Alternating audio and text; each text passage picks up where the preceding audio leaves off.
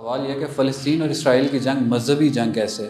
یہ تو بس دو ملکوں کی آپس کی لڑائی ہے اور مسجد اقصیٰ کے ساتھ ہمارا کوئی دینی تقاضا تو نہیں جڑا ہوا، تو ایک عام مسلمان اس میں اپنا کردار کیسے ادا کر سکتا ہے، اور کیا ہم جہاد کے لیے فلسطین جا سکتے ہیں ابھی؟ یعنی یہ دو ملکوں کی جنگ ہے، ارض فلسطین، بیت المقدس، سبحان الذی اسری بعبدہ لیلا من المسجد الحرام الی المسجد الاقصی الذی بارکنا حولہ۔ اللہ فرماتے ہیں وہ زمین ہے جس کے ارد گرد ہم نے، جہاں مسجد اقصی ہے اور جس کے ارد گرد ہم نے برکتیں ڈالی ہیں، اللہ کی طرف سے یہ بابرکت زمین ہے۔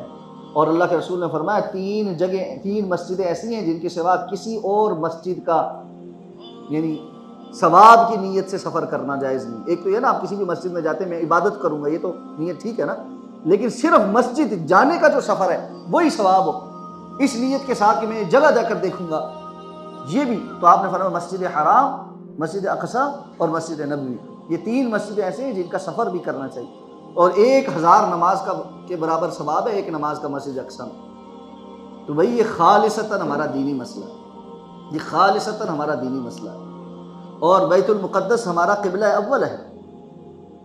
اللہ کے رسول صلی اللہ علیہ وسلم نے 17 ماہ بیت المقدس کی طرف رخ کر کے نماز پڑھی ہے، 17 ماہ۔ تو اس لیے یہ سمجھنا کہ بیت المقدس کا مسئلہ یا فلسطین کا مسئلہ دو ملکوں کا مسئلہ، یہ ہرگز دو ملکوں کا مسئلہ ہے۔ اور پھر دو ملکوں کا مسئلہ آیا کہاں سے؟ آپ کو یہ تاریخ پتہ ہونی چاہیے کہ یہودی کیوں اٹھ کر وہاں آئے ہیں۔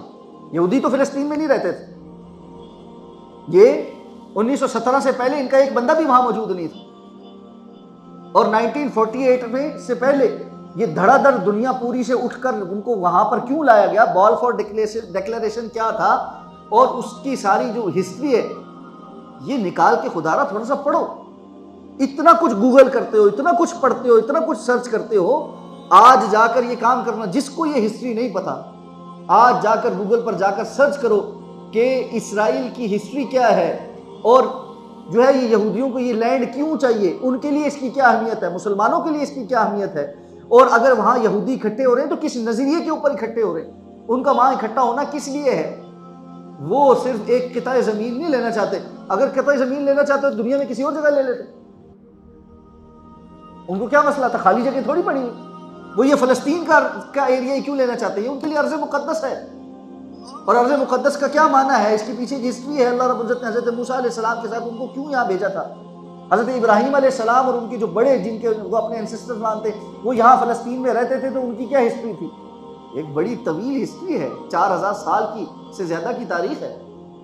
اس لیے یہ بات سمجھیں کہ یہ بڑا اہم ہے۔ اب دوسری بات، کیا یہ مذہبی جنگ ہے؟ بالکل مذہبی جنگ، یہ خطے کے لیے جنگ نہیں، یہ دین کے لیے جنگ ہے۔ اصل پرابلم کیا ہے، بڑے ٹیکنیکلی جو ہے نا ویسٹ نے اور ویسٹرن میڈیا نے اور یہودی میڈیا نے، کیونکہ پوری دنیا کا میڈیا تو اوور آل زیادہ تر وہ کنٹرول کرتے ہیں، جب یہ معاملہ شروع ہوا تھا سب سے پہلے شروع میں، تو اس وقت انٹرنیشنل میڈیا پہ یہ بات آتی تھی کہ یہ پرابلم جو ہے، یہ قضیہ، یہ فلسطین اور عربوں کا مسئلہ ہے۔ اس کا مطلب یہ ہے پوری دنیا میں جو نان عربز رہتے ہیں انہوں نے پہلے ہی نا ایک نیریٹو ایسا بیان کیا کہ ان کا تو ایشو ہی نہیں ہے نا، یہ تو ہم سے بات ہی نہ کریں۔ پھر کچھ عرصے کے بعد انہوں نے کیا کہنا شروع کیا، یہ قضیہ سارے عربوں کا بھی نہیں، اسرائیل کا پرابلم، اسرائیل اور مڈل ایسٹ جو ہے نا، شرق الاوسط، ان کے جو ممالک ہیں ان کا یہ مسئلہ۔ پھر کچھ عرصے کے بعد انٹرنیشنل میڈیا پہ یہ شروع ہوا کہ فلسطین کا مسئلہ یہ اسرائیل اور فلسطین کے یا اسرائیل کے ارد گرد جو اس کے نیبرنگ کنٹریز ہیں نا، یہ ان کا مسئلہ ہے، اور بہت سارے ملک نکل گئے، یعنی پیچھے رہ گیا مصر، اردن، لبنان۔ اچھا، جب 1966 میں اور 70s میں جو جنگیں ہوئیں عربوں کے ساتھ، اور اس کے بعد 70s میں مصریوں نے معاہدہ کر لیا اسرائیل کے ساتھ، اور اللہ رب العزت معاف فرمائے سب سے بڑی ذمہ داری ان کی تھی، اور وہ بڑی ہی غیرت سے آری قوم ہے اس معاملے میں، اور پتہ نہیں اللہ کو کیا جواب دیں۔ اس وقت بھی بارڈر سیل کر کے جو بیٹھے وہ بیٹھے۔ تو اس وقت ایک اور بات شروع ہوئی، اور انہوں نے کہا جی کہ یہ تو اب جو ہمارے معاہدہ ہو گیا، اردن کے ساتھ بھی ہمارا معاہدہ ہو گیا، مصر کے ساتھ بھی، تو اب جو مسئلہ ہے وہ اسرائیل اور فلسطین کا مسئلہ ہے۔ ٹھیک ہو گیا، یعنی نکالتے نکالتے امت مسلمہ کو دھکے دے دے کہ انہوں نے اس پرابلم سے ایک طرح سے انٹرنیشنل دنیا کو یہ باور کرایا کہ ان کا تو پرابلم ہی نہیں. پھر انہوں نے کیا کہنا شروع کیا؟ اب انہوں نے کہا جی کہ اسرائیل کا اور ایک چھوٹے سے ملیٹنٹ گروپ حماس کا یہ مسئلہ ہے، فلسطین جو ویسٹ بینک والا ہے اس کو تو کوئی ایشو ہی نہیں،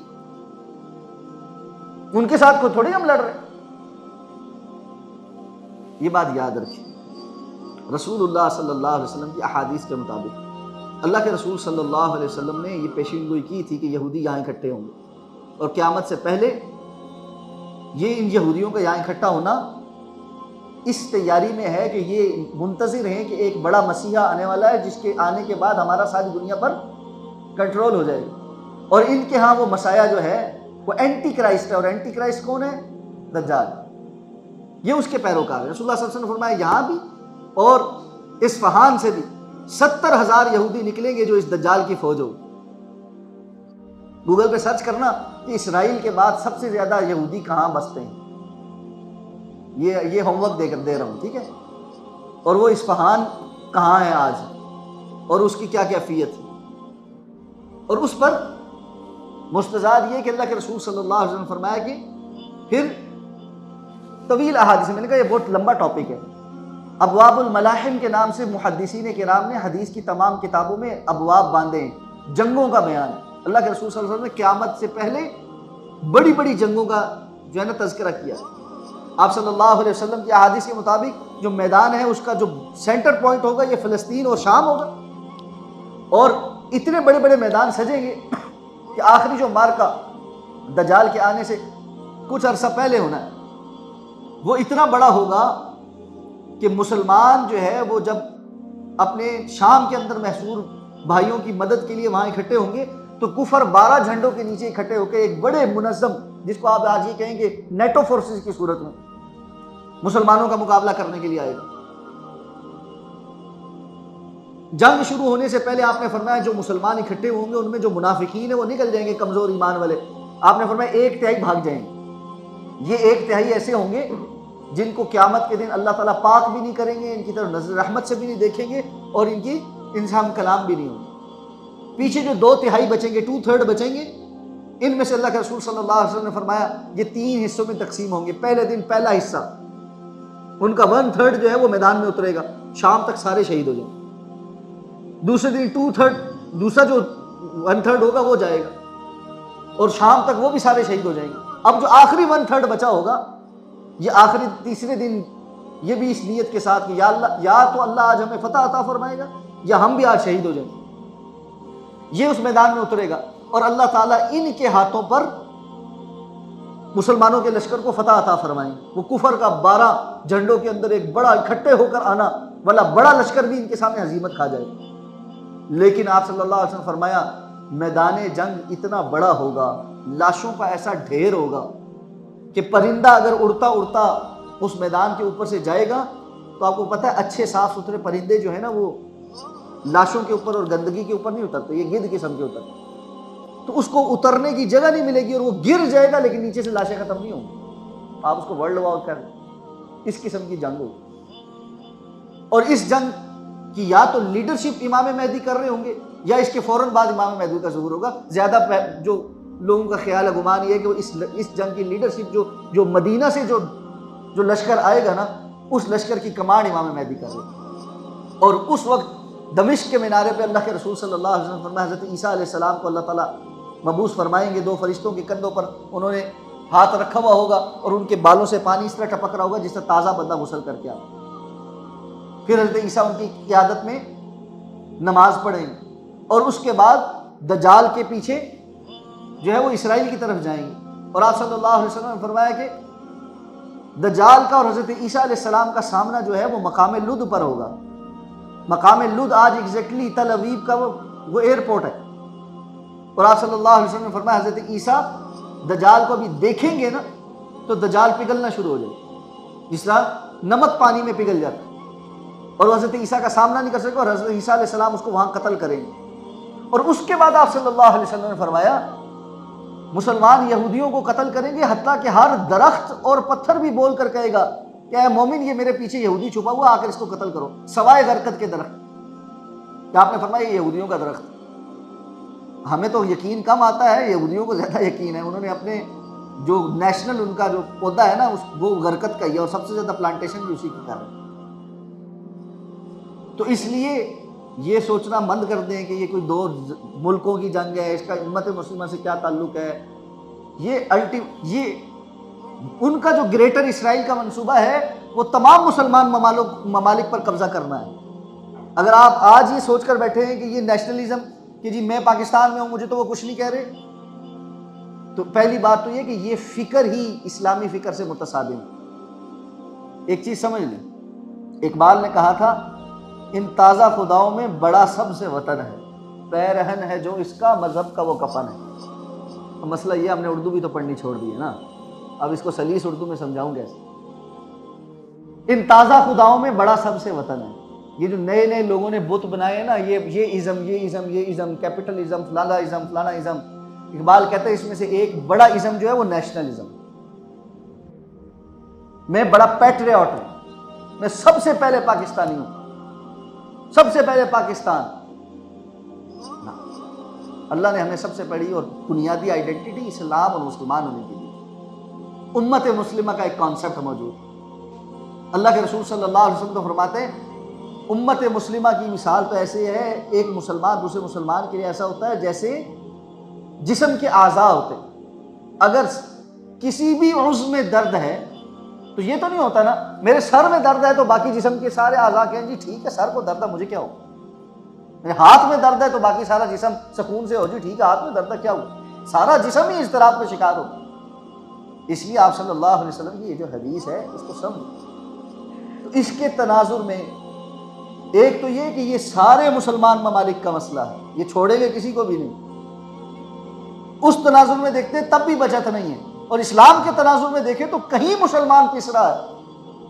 وہ سارے مسلمانوں کا مسئلہ ہے، وہ کسی اور ملک کا اور اس کسی اور پاسپورٹ کا مسئلہ نہیں، وہ امت مسلمہ کا مسئلہ. اب آگئی بات جہاد کی. یہ جہاد فرض ہے، جہاد تو فرض ہی ہے. جہاد کی شروط ہیں، اس کے معاملات ہیں، اس کے اگر کبھی موقع ملے تو ایک لیکچر ہے یہیں الوداع میں ریکارڈ ہوا ہے، اے آئی ایم کے جو اسٹوڈنٹس تھے ان کے لیے انٹرنیٹ پہ موجود ہے.